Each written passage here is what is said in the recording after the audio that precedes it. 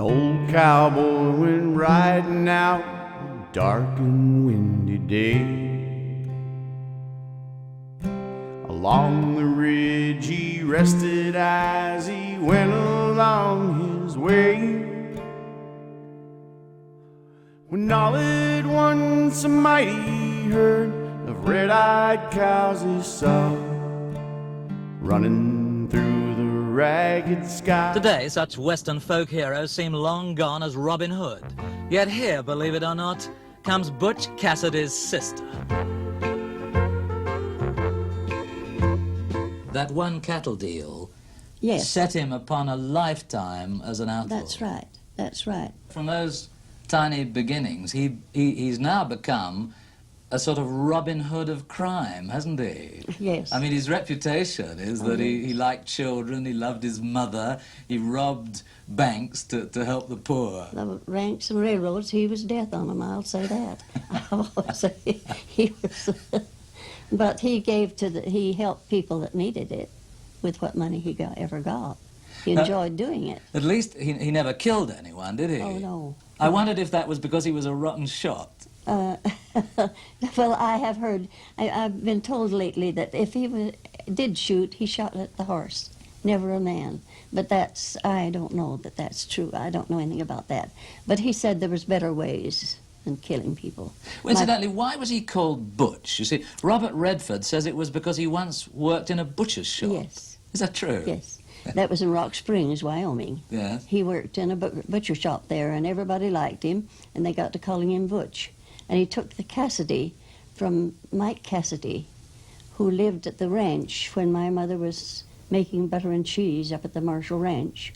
My name is Bill Betenson. I'm a great-great-nephew to Butch Cassidy, so my great-grandmother was Butch Cassidy's younger sister. And so I never knew Butch, but I knew his sister. She lived to be 96, so I was 15 when she passed away. So I grew up, hearing the stories. My earliest memories of Butch Cassidy was going to see the movie when I was 4 years old. They had a special family premiere for the family, and my parents couldn't find a babysitter, so I got to go, and it's my earliest memories is Butch Cassidy. So it's always been with me, and always had interest in it, and so I've researched it for at least 30 years. I've written a couple books, and Butch Cassidy, of course, is famous from the movie, but he was a historical figure that was a Western outlaw, and quite famous in the West, was very successful, and was eventually chased down to South America, tried to leave his past behind him and start over as a law-abiding citizen in South America, and that worked for a few years, but didn't. And then, of course, the big controversy with Butch Cassidy is what happened to him. Was he killed in Bolivia, or did he return? And his sister always maintained that he came back, and that's what I believe. I believe he did make it back.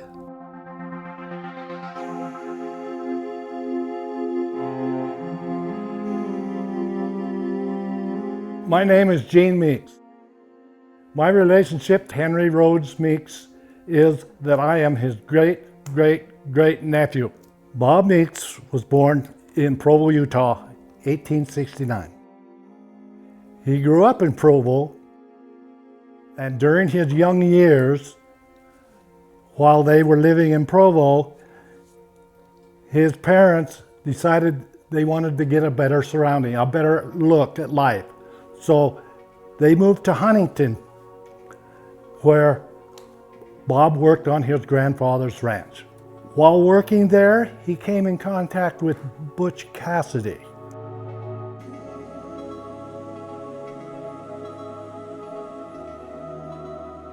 My name's Gail Meeks, and Bub Meeks was my grandfather's brother, so he's my great uncle. And he rode with Butch Cassidy. In his family, there were 11 children, and my dad's family had 14 children. There aren't very many of us left, of my even my generation, but my dad's, none of them are left, And so it's pretty widespread. good old Mormon families, you know, they had big families. I've heard that they were friends as kids because they grew up in Utah together and kind of moved away together. But then some people didn't know if that story was true or not. But they were pretty young men when they got together, and they started racing horses, shooting stuff, you know. Now, Butch Cassidy was the son of 13 children. Bob came up from a family of 10. They were all LDS oriented. You know, you talk about the Mormon upbringings, and I think that had a big influence on Butch. I think that's kind of what set him apart from other outlaws. He didn't come from a broken family. He came from a loving family. His mother tried to teach him Christian principles. Butch was a people person. He loved people. He was charismatic. He made friends wherever he went, and it instilled loyalty and friendship in these folks, and they would hide him out, and he would try and help people in that. You know, there's a story in Hole in the Wall area that the outlaws were well liked because they'd come in and they'd be invited to dinner or something. They would help chop the wood. Butch would say, you know, I don't want to hear foul language, you know. And they said that when the posse came in, they just felt entitled. They'd take all their blankets, they'd take all the food, and so automatically the people were siding towards the outlaws because how they were treated in that. They did some cattle wrestling as well, but horses was their key. Now, Bob, he was a horse trainer. So Bob knew that because Bob worked on his grandfather's ranch. I think his evolution to becoming a bandit was just kind of getting down the wrong paths. Early on in his growing up years, he was hired out because he was the oldest of a large family. There was 13 kids eventually, but they were spread out quite a bit. But they were pretty poor. They didn't have a lot of money. And so he was hired out to local ranches to try and earn extra money. And while he was working on the Marshall Ranch, which is down by Circleville, he met a small-time outlaw named Mike Cassidy.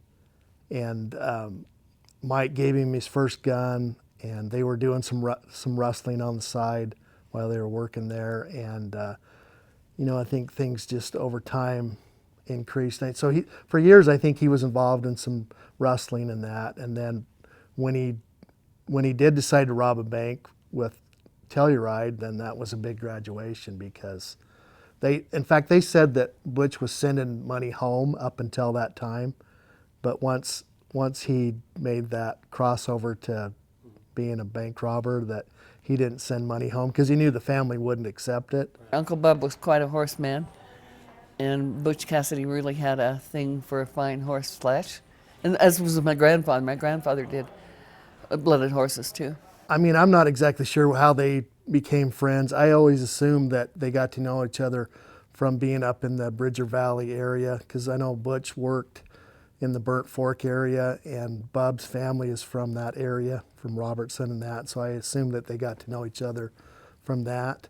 But certainly Bub was a trusted friend of Butch, and I've heard that Bub was a good shot.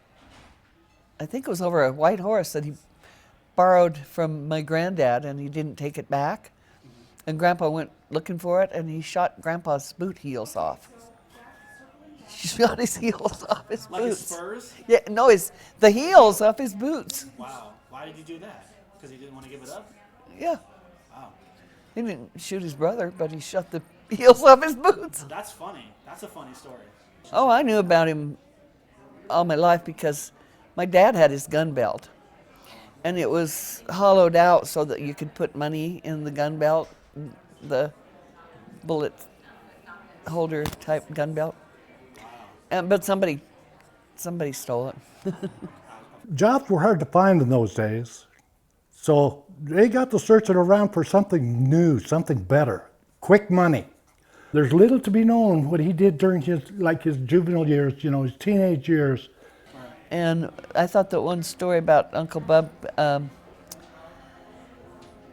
where somebody had tried to steal somebody else's sheep, or they had skinned those sheep. Did you see that story? No. And Uncle Bub knew that the sheep skins actually belonged to this other guy, so he went and stole them back at night and went and took and stacked them I at did the hear guy's. that. He had Yeah. help, right? He had like William helped him or something. Yeah, like that? somebody. Yeah, Billy. Billy, Yeah. yeah. Somebody helped him. Yeah. Yeah. So Butch and Bob met Elza Lay, which is a little later down the line according to the bank robbery. I'm not sure how many robberies Uncle Bub was in on, but I know the Montpelier one because he got busted for that one. And probably the Castlegate train holdup. Bob, Butch, and Elza Lay got together down the road and decided there's a coal mine over in Castlegate, Utah. This is our territory. We know what it's like over here. They proceeded to rob the Castlegate coal mine. I know Butch and Elsie, the next spring, they robbed the Castlegate payroll. And as far as I know, Bub wasn't involved in that. Yeah, I think there is some rumors, but I've not seen any evidence that he was. And then after that robbery, Elsie and Butch went down to New Mexico because it was a daring daylight robbery, and they got a lot of press throughout the U.S., front page news, about this daring robbery. And so what Butch would do is he would go get a job on a ranch and just kind of blend in. And so they went down to worked at the WS Ranch in northwest New Mexico for a couple of years. I think they were able to leave at times, but they were there for pretty much 2 years. And then Elsie went off with the Ketchums and robbed a train, and that led to his arrest. And so that's why he wasn't available to go to South America. And Butch Cassidy and Sundance were not like the movie. They weren't like a pair, They did some jobs together, and then they'd all go their own way. And the same with the whole Wild Bunch. That none of them just hang around in gangs shooting up the countryside. Mm-hmm. They would, 3 of them would go do this, and 4 of them would go do that, and it wasn't just hooting and hollering on Saturday night. Really, Butch and Sundance came later, and it was really Elsie Lay was his most trusted friend, and they were the ones that probably planned a lot of the robberies. But the reason that it became Butch and Sundance and they went to South America is because Elsie Lay was in prison in New Mexico, and so he wasn't available. And then Bub was the third person. The story goes that Bob and Butch and Elza Lay came in on horses. They robbed the telemaster, got away with the money, but Bob was not apprehended. Butch and Elza Lay were, and Butch served 2 years in prison for that. Bob got away. When they apprehended him, they put him in jail for a little while. They were trying to get him to confess to the coal mine robbery itself with Butch and Elza Lay. He kept his mouth shut, so they couldn't prove he was even there. They went on to rustle more horses. They'd take him into the hole in the wall or wherever, what was ever close to them on the border. The family called them, they were just juvenile delinquents. But they were grown men. They knew what they were doing. Butch figured, well, let's go over into the Idaho country. There's a bank over in Montpelier. He says, this is an easy take. This is the way the story goes. This is passed down through my grandfathers to my father. This is the way my father tells it. Of course, they say, well, he was kind of a Robin Hood, and there's some stories that, he'd paid off a mortgage and that. I don't know if any of those are true, but I don't think he was all bad. I think he liked people, and if he saw somebody in need, he would try and help them. They never robbed the passengers of a train or something. I mean, they didn't want to bother the common man because that's what they felt they were. They were going after the big corporations and that, those that were, had lots of money and were entitled and that, so. Butch Cassidy and those guys kind of had a Robin Hood reputation. They were well liked. people would hide them because they liked them. They went to Montpelier, and about noon, I think it was about noon on August the 13th, 1896, they pulled into town. They tied up their horses to the rail. And the way the story goes, it can be conflicting, but they were all three there. They're all three accessories. They're all guilty. So the whole Montpelier bank robbery came about was that Butch's friend Matt Warner was on trial for murder, and the story goes way back, and I could tell all that, but basically Butch sent notes into Matt and said, what do you want me to do? Do you want me to try and break you out? And Matt said, no, see if you can get some funds together to hire some good lawyers and see if you can get me off. And I think that how that kind of came about was Matt with he had been up in the Northwest and had been involved in some trials, and it depleted all his funds, but he was able to, get off or get a short sentence. And so I think he knew the success of that. Now Butch, he had just been out of prison like 8 months. He had gone to prison in Wyoming for grand larceny or horse theft. And so he hadn't robbed a bank since Telluride, which was 1889, and this is 1896. So it's quite a, 7-8 years, and I'm sure it was a, pretty scary experience going back to that life. But so the plan was to rob the bank, get some funds, and then put a good defense team together for Matt. And apparently they looked at several different banks in different towns. They looked at Evanston, Wyoming first, and there was stories that they were spotted and they were in the newspaper, and so they went to Logan, Utah, and cased the bank there. Eventually they went to Montpelier and decided that would be the best bank to rob. Once they established that they were going to rob the bank there, they got jobs on a local ranch just outside of Cokeville and worked for about 2 weeks to give them time to kind of get a lay of the land and plan the robbery. And the lady that ran the ranch, I think her husband was a jeweler in Montpelier, said that they were great workers. And I think the aliases for Bub was Marty McKenzie, and I think Butch was George Ingerfield or something. I can't remember them all, but she said that sometimes they left a couple times and they were always heavily armed. And when they finally quit, she hated to see them go because they had been good workers and that. Anyway, so the story was they went into the town. Elsie and Butch camped outside of town, and Bub went into town and stayed at a hotel that night before to kind of case the bank. And then the day of the robbery, then they met up. They went to the saloon and got a little liquid courage, and then it was near the close of the bank, late in the afternoon, that they went in. Elzalay and Butch Cassidy went into the Montpelier Bank while Bob was out holding the horses. I think it was the banker said that it wasn't him, that the guy was short and slight that was holding the horses. He held the horses. He didn't do the robbing, but it's the same thing. They staked out their horses along the way, and that's how they could always outrun the law, because they would have horses staked, blooded horses staked out, and the law didn't have that. I had always believed, and this has been told for years, that Bub was the one that held the horses.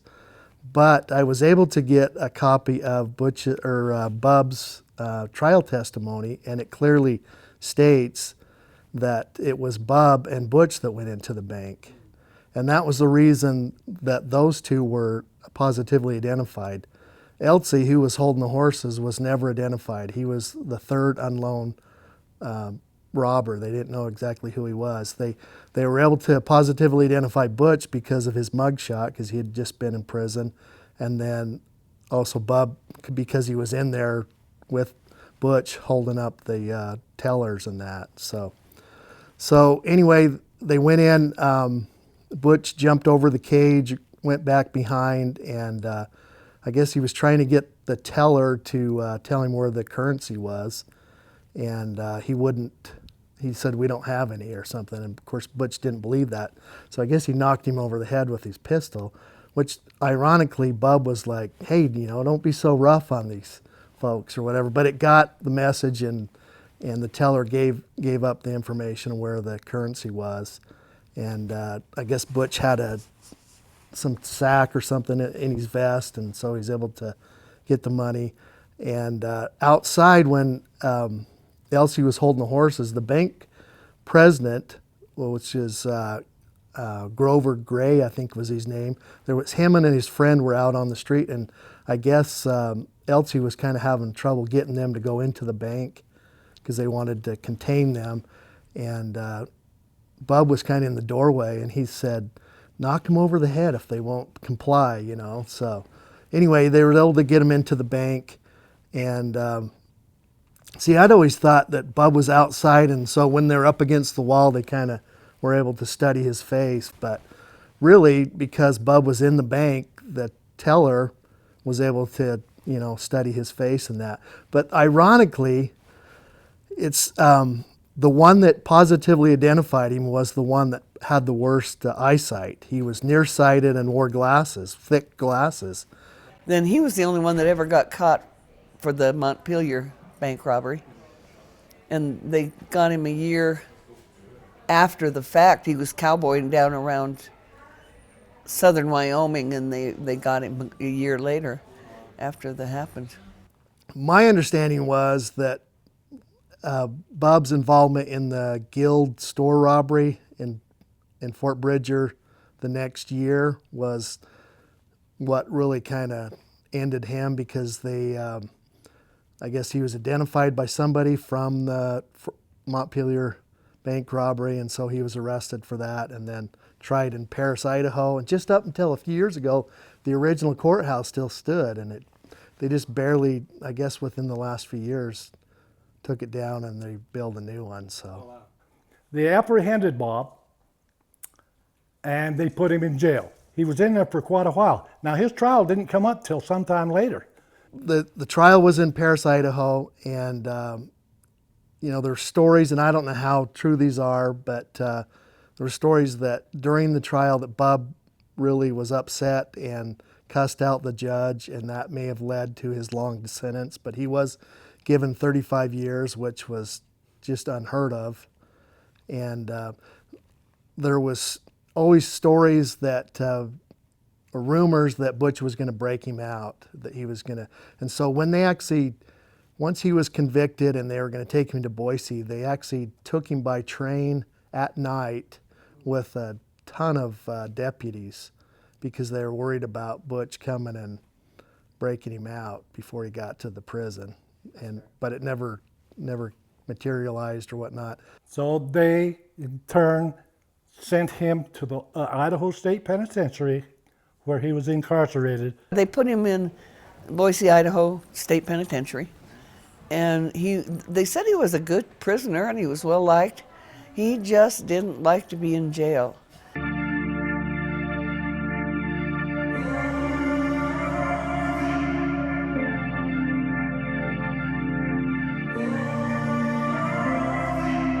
Way on back in high school, innocent and sweet.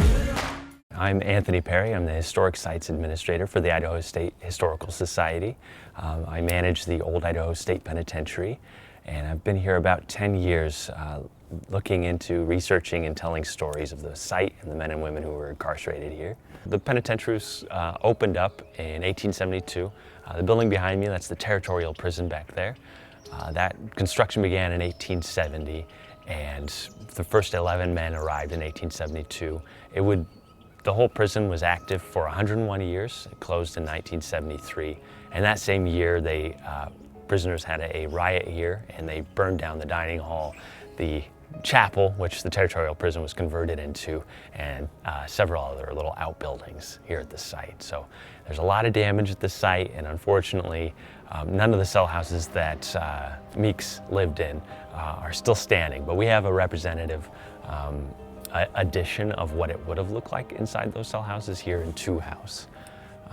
And again, the prison, it's completely constructed by prison laborers. So, you know, there was a stone shed in the yard about where they would have been playing baseball and different sports and recreation. And the prisoners had quarries all up into the foothills here, which is, you know, why they chose this location in the first place. Prisoners were blasting stone out of the ground, dragging it down in these large slabs, and then constructing, you know, the wall around them. It was constructed about 3 years prior to Meeks arriving here at the site, along with that administration building. The dining hall, as I said, was under construction when he arrived here. It was completed a year into his sentence. So prior to that, the men were eating in these cramped little cell houses that don't have plumbing. So, you know, when you're, for the first about 55 years, there's no flushing toilets in these cell houses. So all of the men were utilizing what they call honey buckets in their cells, which were just pails that you did your business in. Go and dump it. Exactly. You would take it and dump it in the corner of the yard, and That's disgusting. it's the conditions were extremely harsh and brutal. Bub Meeks, Henry, you know, he had several different names here at the prison. He was known as Henry Bub Meeks. Prison has his name as Bob. And I'm pretty sure that he went into prison, they said, this is Bob Meeks, and he didn't correct him. Right. You know? Right. Because his name wasn't Bob. He came in September 1897. He arrived here on September 7th, 1897, and came through our administration building doors. He came at a time when the prison there was a lot of construction happening. Prisoners were quarrying stone. The dining hall was under construction. It was about a year from being completed. There were 2 cell houses that were open at that time, what we call the territorial prison behind me, and the 1890 cell house that had just opened that decade. So Henry, he seems to have made his way the first few years without any issues, no problems. In 1901, the warden decides to approve that he gets to go before the board, and they reduce his 35-year sentence to 12 years. So he's looking at potentially leaving this prison within the year. Unfortunately, on Christmas Eve in 1901, Henry decides to make his way out of here, and just outside the walls, he's trusted at this time. They turn their backs on him as he's working with the pigs in the slop yard, and he decides to board the famous local horse Selim. And you can see where the hog pens were, where he cut the traces on old Elam and got away. Where's those? Are those outside? When they shot him, yeah. It had a sign for the hog pens. And it showed where the warden, they told me where the warden lived in the same place as the armory. Oh, in the same place as the armory, not where the warden's house is now. Right. Well, the armory was apparently in the warden's house. Oh, okay. And you can see the hog pens from there. And Selim was renowned around here as quite the prized racing horse. He retired at the prison, and Henry hops on this horse and takes off. While Bob was incarcerated, he figured out a way to escape and climbed aboard a horse called Salem. And he rode about 6 miles up the river, Boise River, where they finally caught Bob, and they brought him back. I think his first attempt at escape was Christmas Eve of 1903. It might have been 1901. Anyway, that was his first escape, and he didn't make it very far. He got up the Boise River, and that's how they described it, was up the Boise River, so I don't know what that means. They printed out wanted posters, and they caught him the next day. On Christmas Eve, within 24 hours, it had started snowing, and authorities were able to track him down following the tracks of Selim and bring him back. He's brought back, and he is locked in solitary confinement, which at that time was likely the dungeon. It's a pit. There are these doors that open up. There are these little wooden stairs, and in each corner of the dungeon, there was a 4 foot by 4 foot by 4 foot steel cell. and you'd be locked in one of these cells. So that was solitary confinement. For lesser infractions, you know, you could be locked in what they call the dark cell in this cell house. It was up on the 3rd tier, solid steel door, so no light came in. It was solitude, but you were still in a building with the other men. You could yell and shout and hear life going on. In the dungeon, you were just completely taken away from everything. Typically, it was 7 days in the dungeon, and he sat there for roughly 2 months. He went before a judge and was handed another 12-year sentence. So his time to be released was nearly over. They don't specify if he was separated between, you know, the dark cell and the dungeon, but yeah, it's regardless, it would have been a tough couple of months being punished, and then to come out and have a 12-year sentence added on to yours that you were just about to be released. Oof. It was hysterical to go through his prison records and find out how many times he at least tried to escape. Two years later, 1903, he appeared to be having some mental issues and attempted suicide. All the prisoners here were actually allowed small pocket knives. They were dull, you know, they were just used for daily maintenance and crafts and different things. When he failed with that, he actually noticed that the grocery wagon that was coming through the tunnel in the administration building, they were inspecting this wagon, but nobody was watching that both gates were wide open.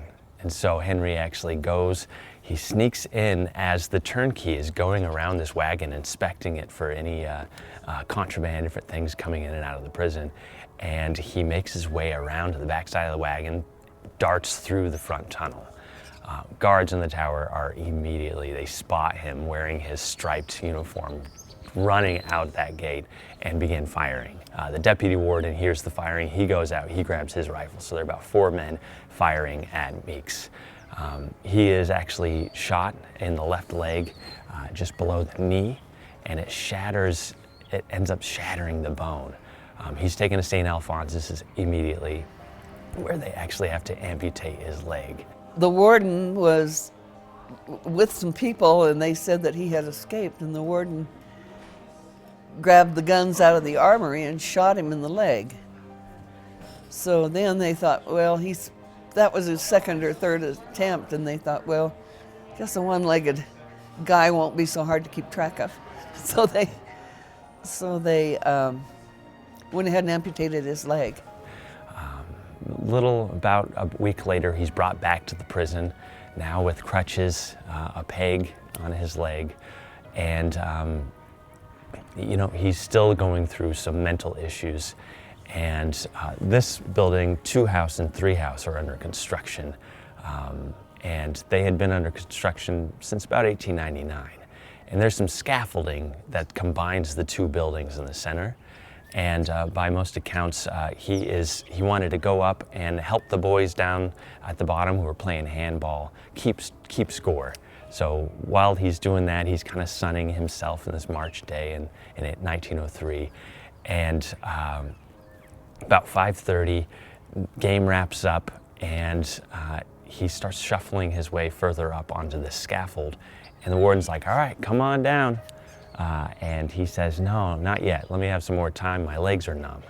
When one day he was sunning himself on the tower, on the 35-foot tower, and he was watching a prison baseball game.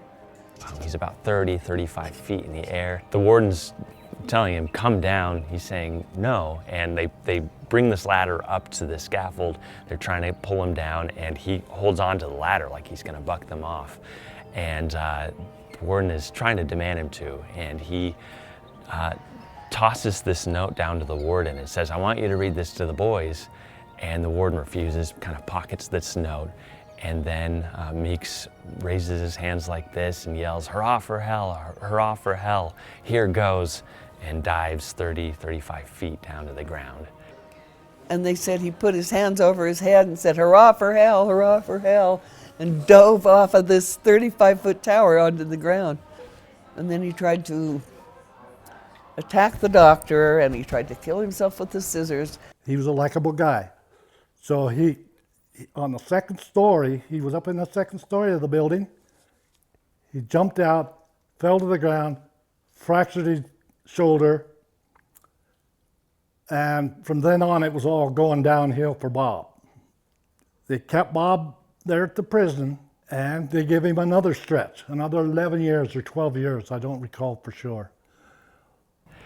He survives this fall. He ends up injuring his shoulder, likely some spinal injuries. So he's actually taken to the prison infirmary in the corner of the yard of the hospital. And while he's in there, there are a pair of tailor shears that are on a windowsill. And, you know, he's still in this manic episode. He actually rushes over to grab those shears and stab himself with it, but a guard stops him, pulls those shears from him, and they keep close watch on him. He's finally, you know, he's in the infirmary for quite a while, and there's some discussion about his mom coming to visit him, but she doesn't have money to do it. And so the other men, the other prisoners here actually put money together to have her brought all the way to Boise to visit with him. Bob's mother came to visit him on his first stretch at the penitentiary. She came down from Huntington, Utah, which is a lengthy drive. In those days, it was horse and buggy or horses. So anyway, she came to the penitentiary. She paid her son a visit, and then she returned back to Huntington. In the meantime, Bob wrote a message on the wall, on his cell wall. Now, he was on the 3rd tier. And this is what the message says. Here I sit in dire stitches, go to hell you sons of bitches. And another thing he said when he jumped off the wall was, hurrah for hell. They were worried about him being depressed, so they sent for his mother, but she said she couldn't leave her cows alone. So they all took up a collection and bought her a train ticket to come and try and talk some sense into him. Who's they? And The prisoners or? the guards, I guess, is what I took it to mean. Okay. And maybe the prisoners too, but they didn't have money. The prisoners didn't back then. And they, at first he wouldn't see her, and then he relented and said he would see her. And it appeared that after this visit, he seemed to be okay. This kind of episode was a little bit just a spur of the moment, you know, and the prison physician, Dr. George Collister, he actually checks out Meeks, and he realizes this man's not fit for a prison. He's insane. And so they decide to send him to Blackfoot, to the insane asylum. And that's where he leaves from this institution. So one of the things I've heard, and I haven't been able to really document it, was one of the reasons, they say that one of the reasons he got such a long sentence, 35 years, is because he was just terrible to the judge, cussed him out and swore at him, and so the judge just threw the book at him. But I don't, I've not found that in anywhere, but I mean, that's kind of the rumor. I'm fascinated that the first few years he had no issues, and they, for a guy who was handed one of the longest sentences for robbery in Idaho's history, 35 years, for him to have that reduced to 12 years and be trusted outside the walls that 4th year, and then to escape and just lose all of that is, oh man, it just seems like he spiraled and went downhill immediately. Then he became quite a problem prisoner. He was hysterically funny.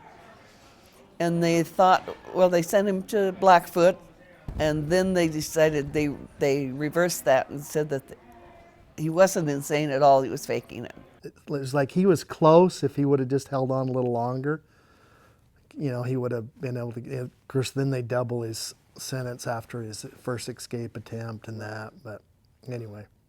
First, they had commuted his sentence back, down to a shorter sentence of 12 years, and then they raised it back up, and they sent him down there to the insane asylum, and he was sent back to prison. There we go. So originally in 1899, they started construction on these 2 cell houses, and you can still kind of see there's this remaining facade. They were actually supposed to be attached. Oh wow. And in this central portion where we're standing right now, this is where they had, they're gonna have like social service, like a little infirmary, their commissary, all of that stuff, so that these buildings, these cell houses would be fully contained. So like these, it would have been bridged together? Exactly, Wow. yeah. And so there's that photo, you can actually see the scaffold kind of about here, and that's what I imagine actually this is happening. Right here. Kind of about here, and you can see out into the yard, and This is where the baseball field or handball, whatever. exactly, yeah, the handball, the recreation yard was right where this big cell house is now, and it faced this direction. Yeah, so this is where the hurrah for hell, Hurrah for hell happened right here. likely happened right here, yeah. In the 1960s, they stopped utilizing this building, and so they stripped all the cells out and turned this into a rec room. But you can kind of picture it. This is the center of the room. You can see the 3 doors there for the 3 floors. There were 42 cells in this building. 42 cells in this building? Yeah. So 7 cells would be right here facing this direction. 7 cells were right here facing this direction. And Meeks actually would have been present. Death row was down in this first floor. And so Idaho's first like state-sanctioned execution happened in 1901. And that gentleman, Ed Rice was his name, would have been down in this cell right here facing the rose garden. And along with the other set of this tier who could look out into the rose garden and see the gallows being constructed in the corner of this prison yard. So he would have been here during a pretty tense moment, watching this man who's condemned to death being hanged out in the rose garden. So you can imagine the mental issues that would go on in 1901 when that occurs. So this building actually opens up 1911. So about 6-7 years after he's released from the prison. And you can see this is the type of cells that would have been in the territorial prison and in the 1890 cell house. It's so dark. It looks so small. How big is this, do you know? Oh man, I think it's 8 by 6. Yeah. Pretty tiny. Honey buckets, which is right there, like you talked about. Exactly, so that's the... It's so small in there. Yeah. And yeah, you said it's not traditional bars. Mm-hmm. Yeah. Yeah, not a lot of light. The ventilation was pretty miserable in these buildings. Everything is decked out with geothermal, so there's heat within these buildings. It's this kind of sulfury water, so on top of the smell of men who were out in the fields and working every day, and their honey buckets, and then the sulfur through these radiators, the smells in here and the humidity in here, the air would have been so thick. Imagine. Yeah. This building, though, we've got a 4th tier. The other 2 only had 3 tiers. So there's a 4th tier? Uh-huh. Oh, 1, 2, 3, yeah. yeah, so this could hold 160 men, and the other 2 could hold about just over 80. So. Wow. And I heard one story when they were doing the bank robbery, and somebody asked Butch should we take the pennies? And he said, well, hell yeah, they're money. And then they got to the edge of town and decided those bags of pennies were too heavy, so they dumped them off. I don't know. I'm not sure exactly how many times he tried to escape. I know it was at least 5 just by my own count, but I can't remember each and every one of them right off the top of my head. Final attempt was out of Blackfoot, and he ate soap to make himself sick so that he would get put in the infirmary. And then he took the doctor's coach mare, yeah. They caught up with him finally at his sister's place in, I think it was Roosevelt, Utah. He sent letters to some of his friends to have a pistol and so many rounds of ammunition and a good horse at the old tree where they used to get their messages. There was one point where they were chasing him. The posse was chasing him he was not involved with a shooting, but he was with, I can't think of the other guy's name, he was with another guy that shot someone, and they were chasing him, and they chased him up into the mountains, and the account said that he was rimrocked, which I take to mean that he got up a blind canyon that he couldn't get out of, is what I would take it to mean. And yeah, so he turned his horse loose and hung his saddle in a tree and hiked with a peg leg off the Utah into mountains and spent the winter at a sheep camp with a couple of sheep herders. And then many, many years later, one of our relatives found the saddle hanging in the tree.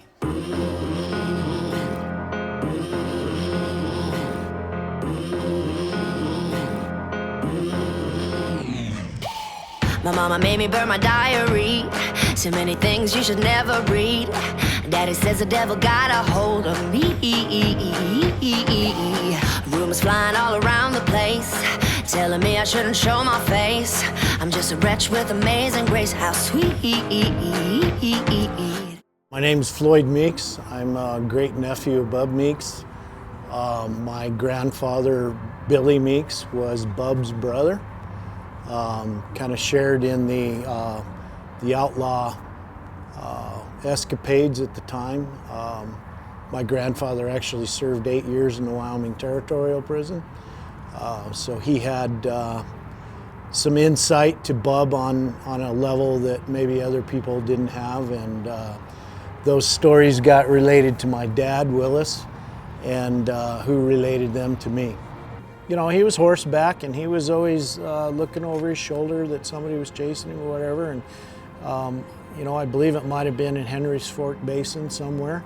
But this horse he was on came up lame to where it couldn't carry a man in. It was just cruel to the horse to keep going with him. So he, you know, he unsaddled the horse and turned it loose.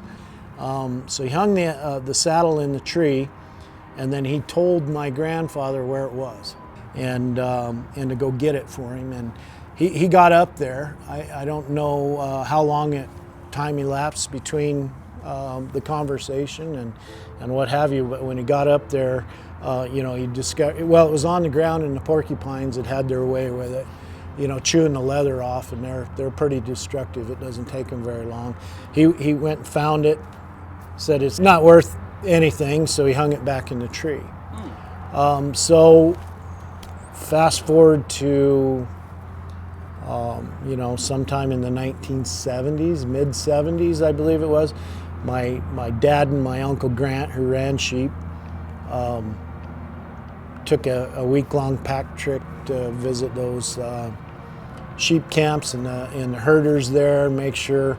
Sheep herder will go live in a camp, and once a month he'll get a visit from the ranch foreman. And Grant was working for a guy, I believe, J.R. Broadbent. I think it was before Grant owned his own ranch, so he was the foreman for Broadbent's. And so they went together and they rode the whole string of locations where all these sheep were at. And Dad knew where this was, and rode up to it on his horse, and there it was, back on the ground again. And he picked it up, you know, lashed it off to his saddle, and brought it back. So this thing, he brought it home, told me what it was. Dad passed away in 2009. My mom lived at the house for another 3 years, I believe, or so, before she was just getting where wasn't safe to have her live alone anymore. So we cleared the house out, and that was the first place I went, was up in the attic of the garage and got that saddle, because I knew that, you know, my sisters wouldn't understand the significance of it, to be truthful, and brought it home with me. And it was in the roof of my garage for Lord knows how long. And now we relocated to Worland in 19, and I guess I'm thinking it needs to be in a museum somewhere. So I've been giving that a considerable amount of thought. You know, Butch Cassidy just didn't bring anybody into his fold, and he didn't bring just anybody into a bank. He was a very cool, collected, organized individuals. So he needed people with cool heads, good under pressure, and Bub fit that bill. So he kind of became more and more involved, and ended up being involved in that Montpelier bank robbery. They actually got work on a ranch, so Butch, Bub, and Elzaleh, within a reasonable distance to Montpelier, and they worked on that ranch so they could kind of scope things out. They're just ranch hands. We've seen them before, this kind of thing, so they didn't stick out like sore thumbs. They cased the place for some amount of time, which was normal for those guys. Uncle Bub actually convinced Butch to try a new method where they actually led a pack mare into that robbery, and it was kind of a yellow pack mare and short-legged horse, but really good stamina. And they got this horse, I believe, in the area of this ranch where they were working, because a lost horse will return to where it was foaled. Okay, and so these guys understood horses. They spoke the language, and they literally came out of that bank, loaded the goods on that horse, and just slapped it on the ass and took off. Okay, the posse, after they recognized what was going on and that they weren't going to catch up with the outlaws, they tried to catch the horse, and they were unsuccessful in that. And Butch and Bub and Elza, they just waited. They had a spot staged out in a aspen grove up there, and after a little bit, I don't know how long the duration was, here come that horse with all the takings of the robbery. So what set up the robbery was they needed money for the defense of a guy that was in jail in, I believe, Vernal. Okay, Matt Warner. Okay, they actually met an attorney named Preston, who was from Rock Springs, in a place called Piedmont, Wyoming, which is between Bridger Valley and Evanston, and they have these really neat charcoal kilns there. But it was a little town, and the railroad, the locomotives would stop there and for charcoal, and to keep climbing the grade towards Evanston. So they met him there. He took the train from Rock Springs, told them, they made arrangements for Matt Warner's defense. So from there, they took off, and they went, headed to Idaho, and started planning a robbery to get this money that they needed. My grandfather got wind of that, he was in jail, so he struck out with his friend, which would have been Hen Lee, and they tried to catch up to Cassidy and them guys, and they were all the way from Brown's Hole up through Robber's Roost up into Montana, but they could just never catch up to the gang. Anyway, they had rode pretty hard for a considerable period of time, and he just couldn't catch up to him. So he rode in to visit him in the jail, knew where he was, and they were going to break him out themselves. Him and Hen Lee were going to break out Bub out of the jail there. Bub, they took, they found him guilty, 35 years in the state penitentiary. He initially had the warden convinced that he was innocent, that they had the wrong man. He was this close to being pardoned. The warden actually wrote letters on his behalf, because he was thinking, how can this, tall, handsome, good-looking Mormon kid be involved with a guy like Butch Cassidy? He's claiming his innocence, and they got the wrong guy. Anyway, it just kind of, he lost patience. You don't take a guy like that and put him in a cage like an animal. So he did the the first escape attempt. You know, I'm trying to recall the details, but I believe that he just that he was a trustee, okay, and he was on a wagon outside the prison with a guard, and guard just kind of took his eye off the ball, and he knocked him off the wagon and unhitched the horse from the wagon and took off. But he was captured. He started doing different tactics. He figured that he could escape from the asylum in Blackfoot if he convinced him he was crazy. So he did some things that appeared to be crazy. He jumped off a tower squawking like a chicken. He did some other things and got busted up. But they threw him in that hole there in that prison, which was literally like a 6x6 underground cell out there. Had a set of steps going into it. Dad and I went and looked at it. And you're completely isolated. You're completely outside of all the buildings. You're just out there in the dirt, and there wasn't no heat and there wasn't any air conditioning. I imagine it's plenty cool in the summer, but in the winter you would have, been pretty rough. Then eventually he took another chance, ran out the front gate, and that was the time they shot him in the leg, and then they figured it was pretty easy to hobble a guy by taking one of his legs, and that's what they did. He continued to deteriorate, and then they eventually sent him to Blackfoot, and there's where he finally got out of there. He played the game, and then as time went on, he became more desperate.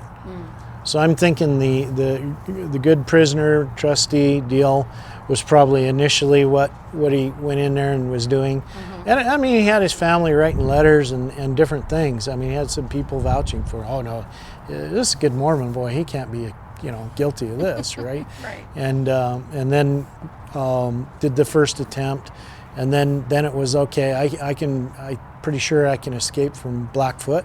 Right. So now we're gonna feign being crazy and do some strange things, and they sent him over there and they sent him right back because he wasn't really crazy, he was manipulating them. So but as time went on, yeah, he did get pretty goofy, and they did send him. But this is after the second attempt, shot him through the leg, cut it off to slow him up. Right. Thought they would tame him, and didn't work. Earl Green. And he's supposed to be the illegitimate son of Uncle Bub. Wow. As far as guns, he had a Winchester once, an 1893 Winchester. And while the posse was pursuing him they was after him for something. He'd gone along the trail and lost it. He took that rifle out of his saddle satchel, and he just left it behind, because the reason for that was he needed a fast horse. And that gun probably weighed 5 or 6 pounds. So he needed all the less weight that he could handle to get away, and which he did. That's the way the story goes. What can I say? And that rifle that's in the Green River Museum now, at the museum, you were there, I think it says that one of Butch Cassidy's gang lost it. Well, it was definitely Uncle Bob's gun. Family members identified it.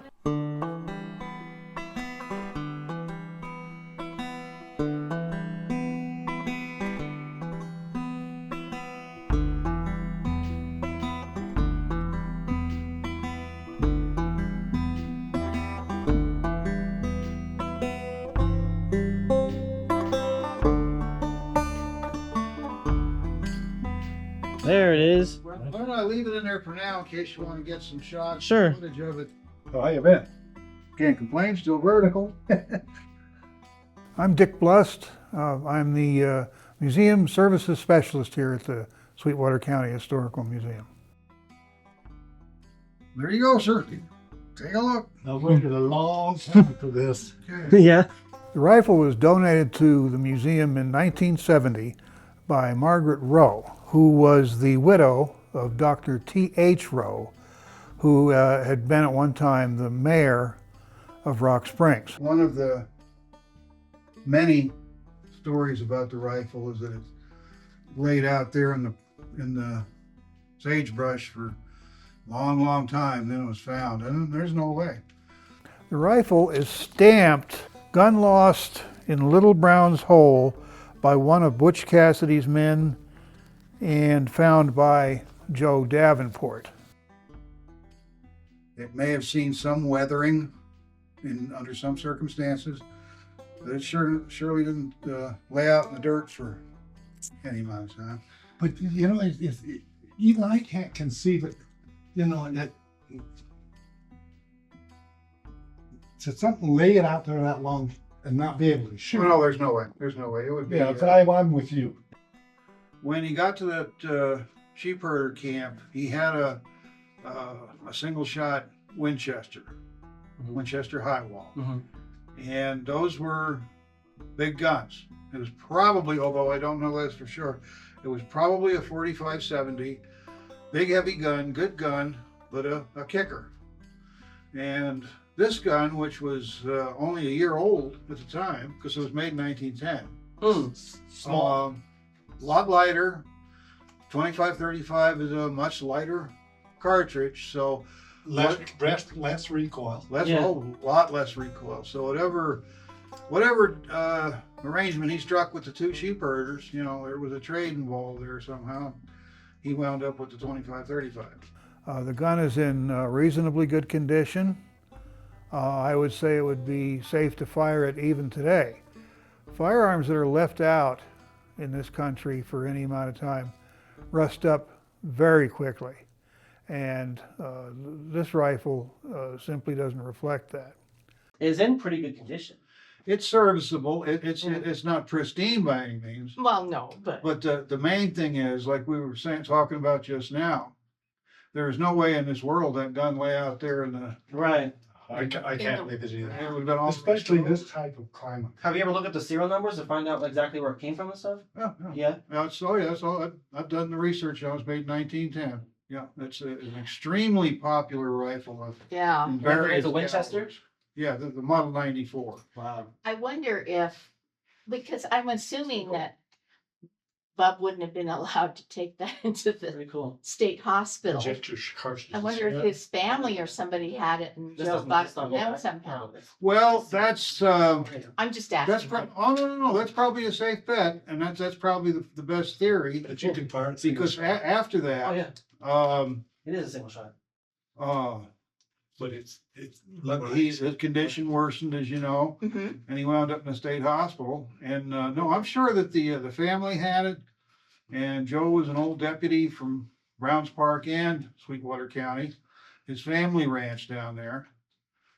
So I'm sure that's how he came by it. He didn't have much time left at that time, so it would have been in that time spread that the family, according to my belief, got the rifle away from him and handed it off to Joe Davenport.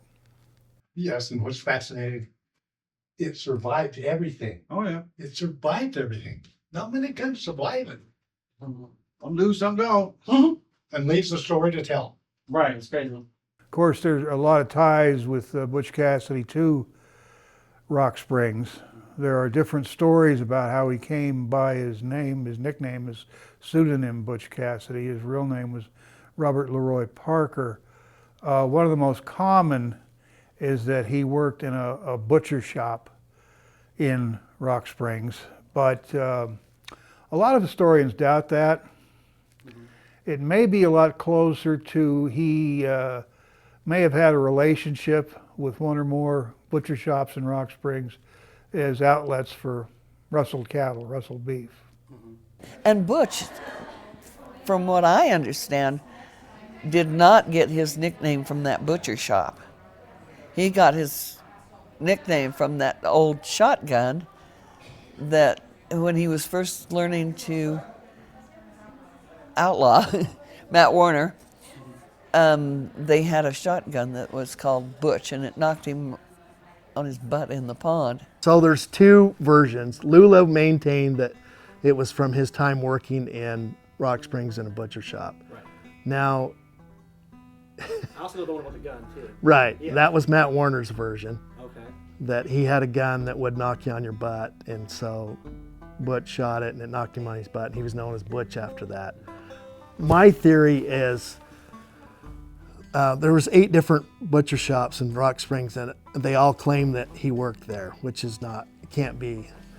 There just wasn't time for him to work in a butcher shop, because it would have happened between the time of Telluride and when he went to Du Bois up in Wyoming, to when he, left and went up into Wyoming.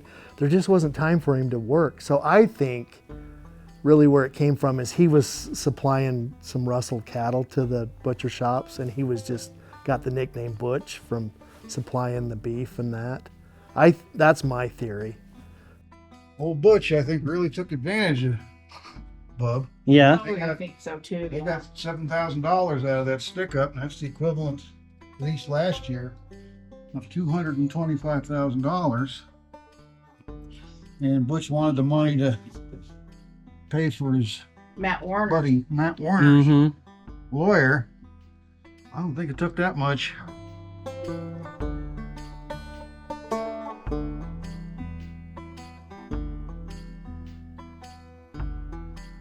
Any split, any percentage, nothing like that. It just, so, yeah, Butch definitely got the better end of that deal. No, I think he cared about him. I just think it's that the situation was that he couldn't help him, because he was so well protected in, like when they were taking him to prison, having all those guards and then being in prison. But no, I think Butch would only bring people he trusted into his inner circle, If it was somebody that he didn't think was up to it or had the skills, then they weren't going to be involved in it. My cousin Debbie, her dad had a pistol of his, and I believe that's in the Big Piney, Wyoming Museum. The Big Piney? Big Piney, the town of Big Piney. Okay. It's not a fancy, It's a Colt single action. I think it was actually, you'd have to get the particulars from him, but I believe it's kind of a break barrel type pistol, 32 caliber or 30, nothing extremely large, but yeah, he had that. So. And Butch was a pretty caring guy. And it's funny too with Butch Cassidy, he didn't die in Bolivia. No way. He went to my grandfather's funeral in 1921. Oh, he did? Uh-huh. He went to your... People saw him there, and I don't think they had any reason to lie about it. People that had hard times, and they helped a lot of people, and that's why those ranchers liked him, and that's why they could get a meal and fresh horses there. And then his brother went to prison for 8 years for, they don't call it harboring an outlaw, but he gave him a hot meal and fresh horses. Sure. And there was a little bit more going on there at other days, but at the time they put him in prison for that. I have an article out of the Idaho Statesman somewhere that said they sent him back after 1 day saying this guy's crazy like a fox. And I thought the letters he wrote were funny because his spelling and his pronunciation and everything was hysterically funny. As far as, they say I'm not a believer, but I'm a believer, Right. Do you know where those letters are, or who has them? Or? No, I wish. I heard, I think it was that, was it Phipps that wrote one of those books? A Phipps? He said he saw those letters. Like actually saw them? He said that they were in a trunk in the Old Tomahawk Hotel in Green River. And that was where his friend lived. And then I was going to try and find out if there were any of his family that would know what happened to those letters. With all his injuries, Bob mounted a horse and he rode 500 miles to Fort Bridger, Wyoming, where he found his brother Lou, and there in 1912 he died and was buried in. He died in Evanston, Wyoming, but he was buried in Lyman, Wyoming. And so after that, nobody ever knew who Bob Meeks was. So after the sheep herders, what happened with that? Did he go back home? Well, he went back around Mountain View there in Fort Bridger and Mountain View, Wyoming, and I know he built that barn in 1903, so that's why I think his final escape was 1903. And that barn is still standing there. Wow. And where is that located? There's a little tiny, there's not even a town there, but it's called Robertson, Wyoming. That's just out of Mountain View, Wyoming. Okay. And that barn is still sitting there in that field. And he built it? And he built it. Wow.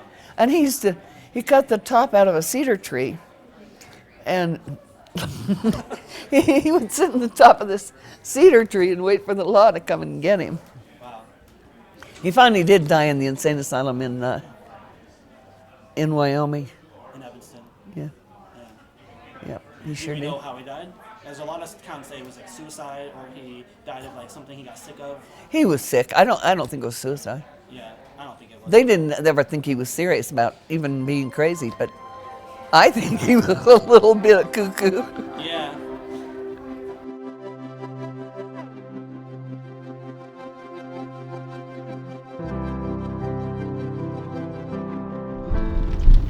So we're coming into the cemetery now. Yeah, and we're going to go through that entrance, and the Meekses are going to be right there.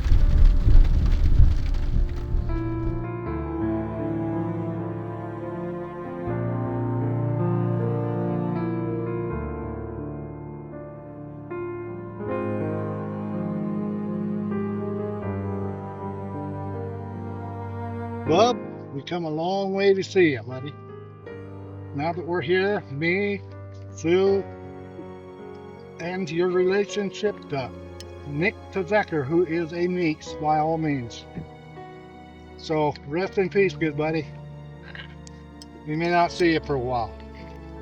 Bye. We want them to know. We want them to know the truth. Because the stories in the movie say, never mention Bob Meeks, never mention Delzalay, hardly ever. So we want to know the truth. So Lula said that in 1925 he came back to Circleville, spent 2 weeks with the family, and then left and stayed in touch through letters. But there's other accounts, like her son was up on Circleville Mountain who went up and stayed after he was in town, and he saw him. And then like Josie Bassett, she said that Elsie and Butch visited her on 2 different occasions. There are other, people that knew him before that saw him, claim they saw him in that. So I just, there's stories that, so there was an individual named William T. Phillips. That's what his name. Yeah. And he was going around visiting people saying that he was Butch Cassidy. And he wasn't. He was somebody else. The two, Butch and this William T. Phillips, were in prison at the same time, so they knew each other. They could have been friends. They could have been working together. I don't know. But Lula said that William T. Phillips was not her brother. I mean, she was clear with that. So she said that her father made them make a family pact, a promise that they wouldn't talk about him coming back, and they would just go along with the stories that he'd been killed because they wanted him to be left alone. Right. But she was adamant that she knew where he was buried, but she would never reveal it because she was worried that they would exhume the grave, which we've seen them. I mean, there's a lady in southern Utah doing that right now. The interesting thing is in the 70s, the Price Cemetery was expanding, and so they used to bury the outlaws outside of the boundaries. Well, when it expanded, it incorporated all those, and so they exhumed some of those graves to reinter them, and they had pictures of them holding the skulls, and Lula saw that, and she was just mortified. She's like, I'll never reveal where, because I don't want his remains disturbed. So, plus she said, I don't want a big monument or something to, you know, because of his life and the choices he made and that. But I mean, Which is fair. But it's nice to have to be remembered, but some people like to have their ashes scattered anyway, so I guess it doesn't matter. Do you believe that he should be a folk hero? In a way. In a way, and in a way not. He didn't do right. That wasn't right to take, even if they were the rich. It wasn't right, the right thing to do. But it was the right thing to help people. So I wouldn't know what to say. Would you? Now today, you know where Butch Cassidy is buried. Yes. And that is our secret. When we got the word, the letter was signed Jeff. And he said he was laid away nicely. And that was that was our secret. My father said they've hunted him all his life. Now he's going to rest in peace. And that never yet has been told. My children don't know. My father always said, if you want to keep a secret, don't tell it. And I find that's the truth. If people knew where the grave was, I expect they would want to erect a memorial or a marker or something like that. They might want to. How would you feel about that? Well, they'd chip it off like they do everything else. There'd be nothing left of it.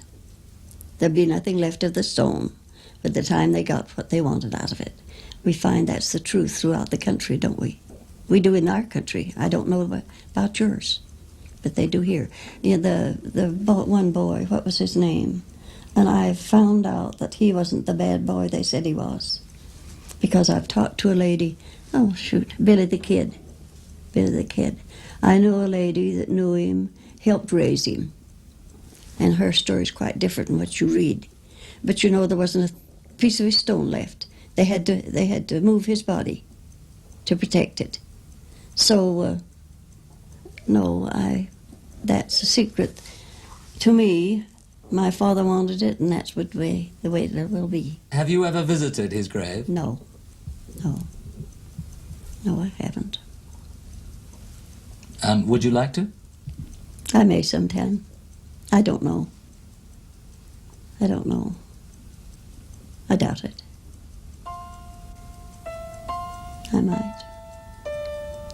I might tell my children before I'm through.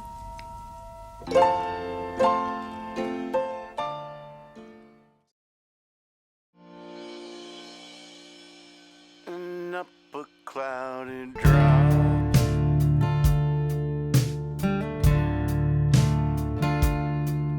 their brands are still on fire and their hooves are made of steel. I just feel bad because I think Bub was, you know, a good guy, and it just didn't work out. It just went south, you know. And that's partly why I wanted to do that article, is because, you know, it's just, and I think, you know, I mean, you think about, so the effort they went to get Matt out, why didn't they do the same for Bub? And, you know, I don't think the situation worked out to where they could.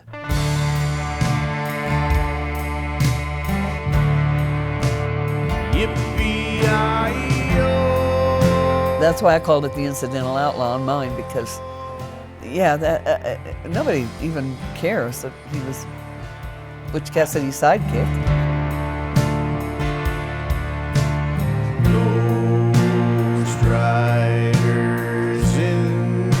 Dad claimed that his dad told him that you know, Butch Cassidy died in South America. His dad said that. But think about, why would he say that? Because the only way they would stop hunting him if he was dead. But I've read some pretty convincing stories that he actually did come back, and I discussed that stuff with my dad, and Dad just wouldn't have any of it. And that was part of that outlaw code. No, he's dead. Horses snorting fire,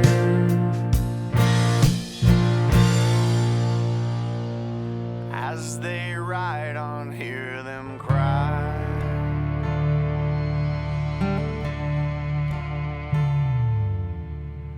As they rode on by him, he heard one call his name. If you wanna save your soul from hell, riding on our range. My name is Nick Tizekker. Bub Meeks was my first cousin 4 times removed. Trying to catch the devil's herd.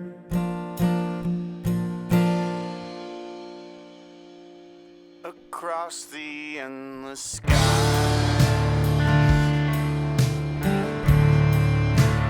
Yippee-yi-yo.